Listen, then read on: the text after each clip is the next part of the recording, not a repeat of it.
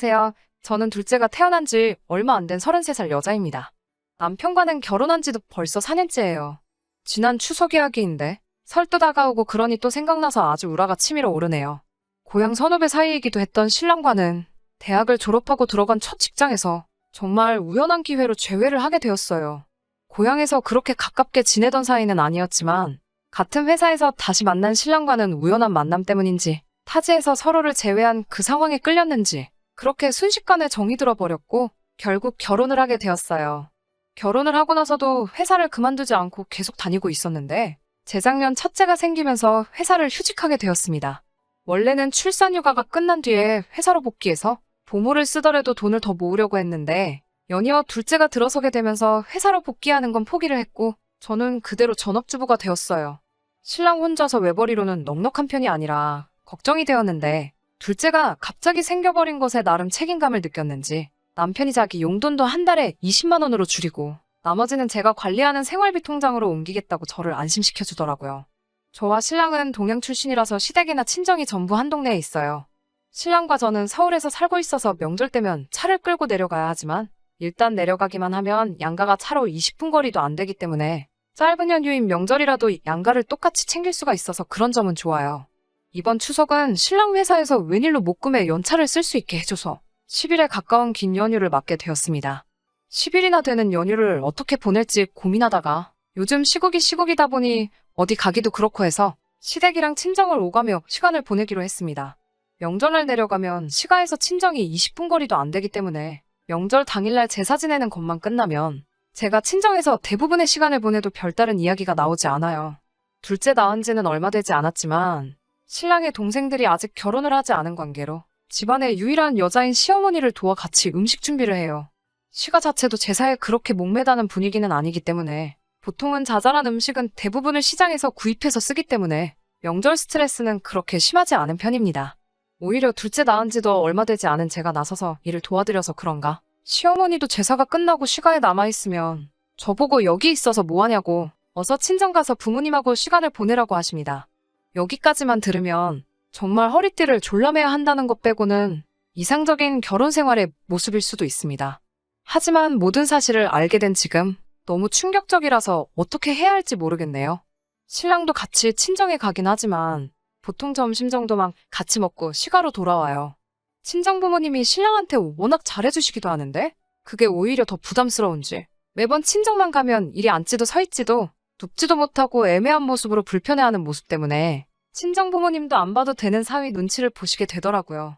그래서 언젠가부터는 저는 친정에서 남편은 시가에서 그렇게 연휴를 보내는 게 일상처럼 되어버렸습니다. 시가에서 눈치 주는 것도 아니고 일을 시키는 것도 아니지만 저는 역시 친정 부모님하고 같이 집에 있는 게 즐겁고 좋기만 하네요. 나와 산 지도 10년이 다 되어가는데 제가 쓰던 방도 그대로 남겨두셨기 때문에 오랜만에 집에 돌아온 기분으로 연휴를 즐겼습니다. 이래서 집보다 좋은 곳이 없다는 말이 있는가 싶더라고요. 문제가 생긴 그날은 신랑과 같이 친정에 방문의 시간을 보내다가 신랑은 시가로 다시 돌아갔고 저 혼자서 친정에서 하루를 머문 다음 날이었습니다. 점심때쯤 돼서 남편에게서 연락이 오더라고요. 시댁 식구들과 신랑 동생들까지 해서 시내에 있는 불가마에 다녀오겠다고요. 이 시국에 사람 많은 곳 가는 건 내키지 않았지만 시댁에서 매 명절 때마다 연례 행사처럼 다니는 목욕탕이었기 때문에 별다른 생각 없이 다녀오라고 했습니다. 신랑이 먼저 제 계좌로 3만 원을 보내주면서 이걸로 친정 부모님하고 중국 음식 같은 거라도 시켜 먹으라고 하더라고요. 아직 대학생인 제 남동생도 친구들하고 노는 게 더 좋은지 아침 대바람부터 집 밖에 나가서 친정 부모님하고 저 3명밖에 없으니 요리한 게 인원수대로 면 한 그릇씩 시키면 돈이 딱 떨어지겠더라고요. 용돈도 줄었는데 웬일로 이런 사소한 것까지 챙기나 싶어. 비록 중국 요리였지만 친정 부모님께 신랑 칭찬을 하면서 음식을 시켜 먹었죠. 그렇게 명절 동안 육아 스트레스도 잊은 채 꽤 괜찮은 연휴를 즐기고 금요일 저녁에 서울로 올라왔죠. 더 쉬고 싶기는 했지만 웬만한 여름 휴가보다 더 긴 연휴였기 때문에 아쉬움이 없었습니다. 일요일 아침 남편은 조기 축구에 사람들하고 공차러 나간다고 아침 일찍부터 집을 비운 상황이었고 저는 집에 남아서 밀려있던 집안일과 명절 세느라고 챙겨갔던 옷가지들을 하나씩 정리하고 있었어요. 신랑이 가져간 외투를 꺼냈는데 거기서 매캐한 냄새가 잔뜩 나더라고요. 신랑이 워낙에 좋아하는 외투고 출근할 때도 자주 입는 옷이라 드라이 클리닝을 맡겨야겠다 하고 외투 주머니에 있는 걸 꺼내고 있는데 거기서 영수증이 하나 나오더라고요. 영수증에 찍힌 금액은 무려 68만 원이었습니다. 영수증에 찍혀있는 남편의 카드 뒷번호가 보이더라고요. 잘못 봤나 싶어 몇 번을 눈을 씻고 봐도 신랑의 카드가 분명하더군요. 날짜는 시댁 식구들과 불가마에 간다며 친정 부모님 짜장면 시켜준 그날이었습니다. 시댁과 친정 근처 시내에서 약간 떨어진 곳에 그 지역 사는 분들이라면 모르는 사람이 없는 유명한 한우집이 있어요. 고향 동네에선 유명한 곳이라 저도 아는 데였지만 워낙 비싼 곳이라 한 번도 가본 적이 없습니다. 툭불한우 전문점이고 100g에 3만 원이 넘는 가격 때문에 갈 생각조차 해본 적이 없는 그런 곳이에요. 명절날 내려갈 때마다 그 식당을 지나가기 때문에 그때마다 신랑한테 그냥 저런 데서 한번 고기 먹어봤으면 싶다고 몇 번이나 이야기까지 했던 가게입니다. 신랑도 그럴 때마다 여유가 생기면 저런 데 못 가볼 것도 없지 하면서 언젠가 꼭 한 번은 가기로 했던 그곳이었어요. 고깃집 가지고 뭘 그러냐는 분들도 계시겠지만 모자란 생활비 때문에 허리띠 졸라맨다고 겨우 먹던 게 마트에서 삼겹살 행사할 때 아니면 무한리필집 가서 먹는 게 전부였기 때문에 더 억울하더라고요.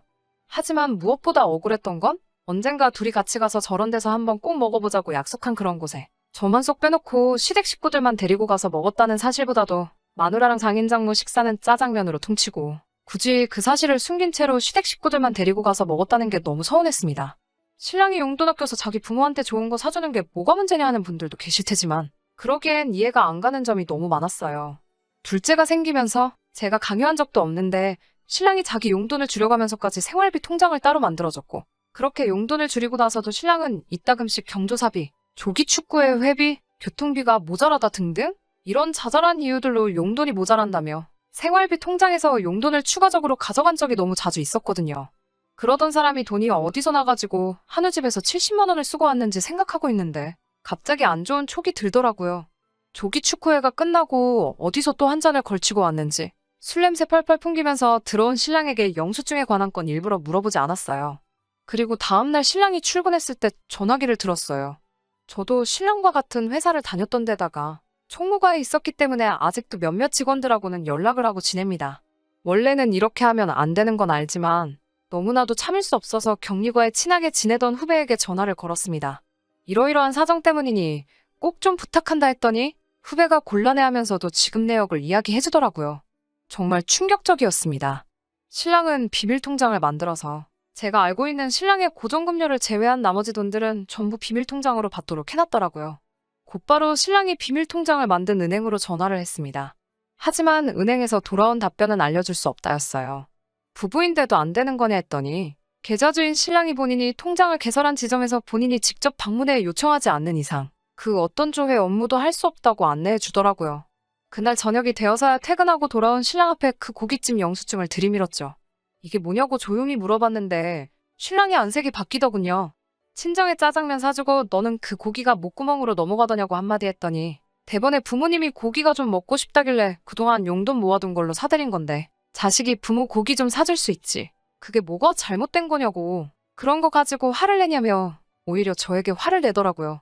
그러면서 하는 말이 자기 용돈을 빼고 나머지 돈을 생활비라고 저한테 다 주는데 그러면 너도 생활비 아껴서 친정부모님 데리고 가서 고기를 사드리면 되는걸. 제가 돈 아까워서 제 부모한테 효도 못한 걸 왜 자기한테 화를 푸느냐고요.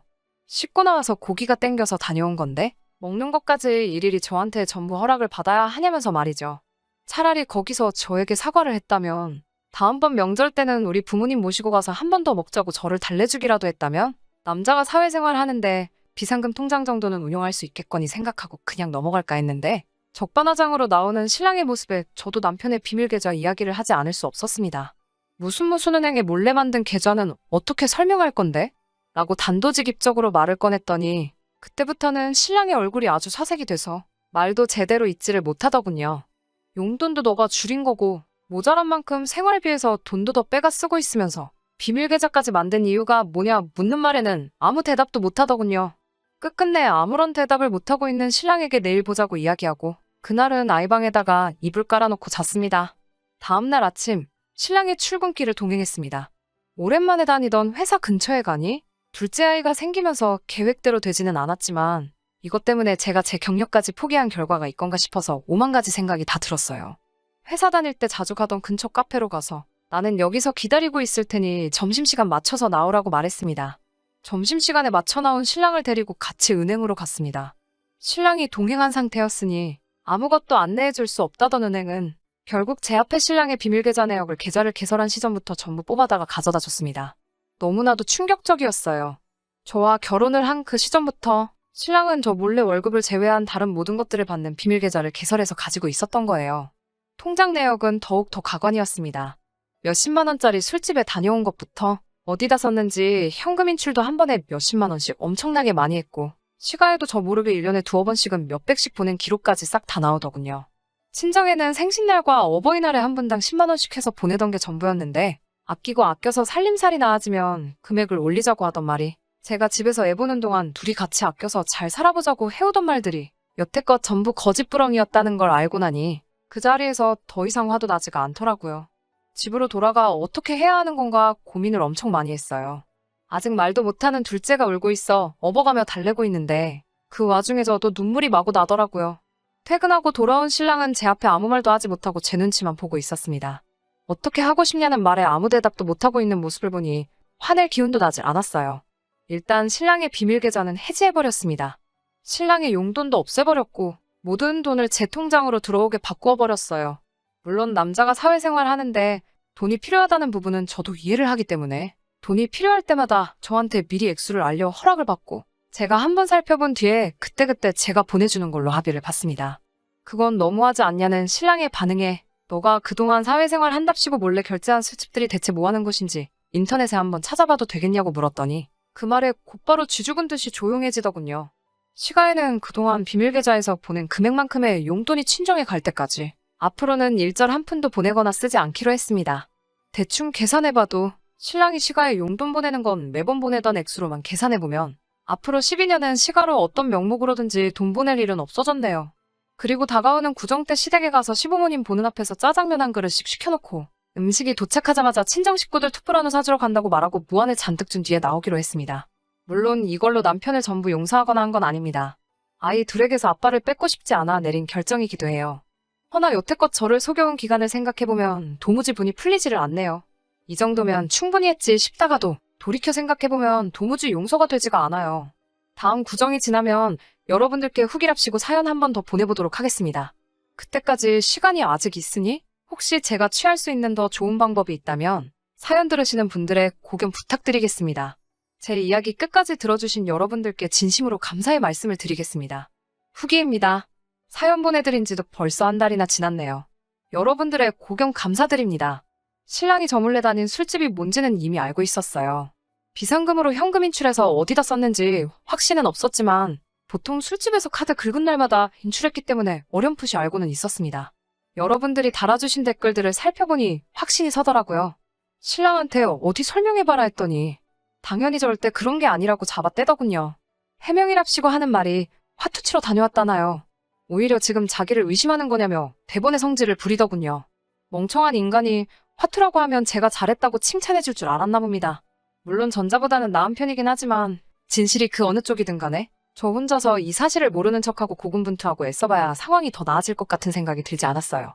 친정 가서 고기 한번 사먹는다고 끝날 일이라는 생각도 제가 너무 안일했던 것 같고 무엇보다도 제 신뢰를 저버린 남편을 용서할 수가 없었어요.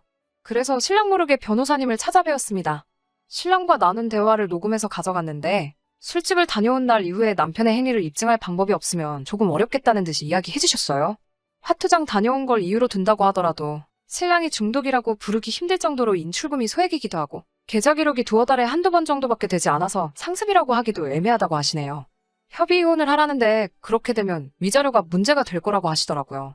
이 경우에는 양육권도 권리를 주장하는 경우가 비일비재하다고 하는 말과 함께 친권도 양육자의 경제적인 상황까지 봐서 이 경우에 제가 불리할 수도 있다고 하시는데 사무실을 나오는데 너무 막막하더군요.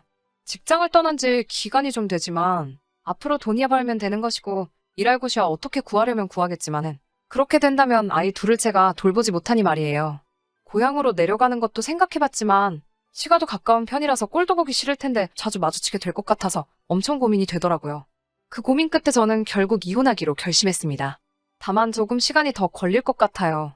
아이들만이라도 저와 함께 지낼 수 있게 일단 다닐 회사를 알아보려고 합니다.